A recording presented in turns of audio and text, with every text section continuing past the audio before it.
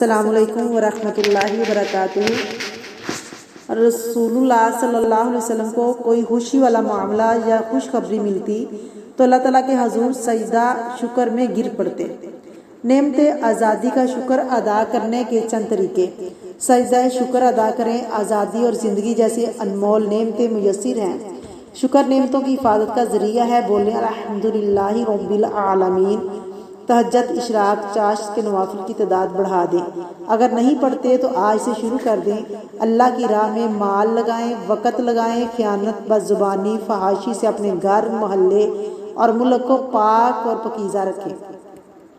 کثرت سے استغفار کریں۔ استغفار نعمتوں میں بڑھوتری کا ذریعہ ہے۔ درخت لگائیں یا لگوائیں اور ملک پاکستان کو سرسبز شاداب بنانے میں اپنا حصہ ڈالیں۔ پرہیز کریں ڈول ڈھمکا سلنسر نکال کر موٹر سائیکل چلانا، ناچ گانا، باجے بجانا، بازاروں میں شور و گل اور آوازوں کو بلند کرنا، خواتین کا بے پردہ ہو کر گھر سے باہر گھومنا، غیر محرم مرد عورت کا آپس میں ملنا، گانے، فلمیں، ڈرامے دیکھنا وغیرہ وغیرہ۔ یہ سب نعمت کا شکر نہیں، یہ ایک مومن کا شعار نہیں، یہ تو سراسر بد تہذیبی اور گندگی ہے، اور یہ سب خرافات اللہ تعالیٰ کے غضب کو بڑھانے والے عناصر ہیں۔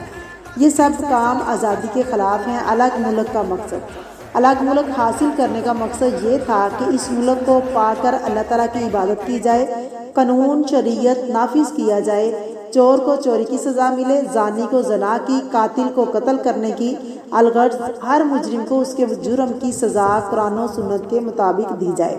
لیکن افسوس یہ کام ہمیں نظر نہیں آ رہے۔ آئیے اس خوشی کے موقع پر اپنی اصلاح کریں اور اپنے رب رحمان سے دعا کریں اللہ تعالیٰ ہمیں اس نعمت کا حق ادا کرنے والوں میں شامل فرمائے، اتباع سنت کی توفیق عطا فرمائے۔ اللہ تعالیٰ اس ملک پاکستان میں قرآن و سنت کو نافذ کرنے والا صالح حکمران عطا فرمائے، آمین یا رب العالمین۔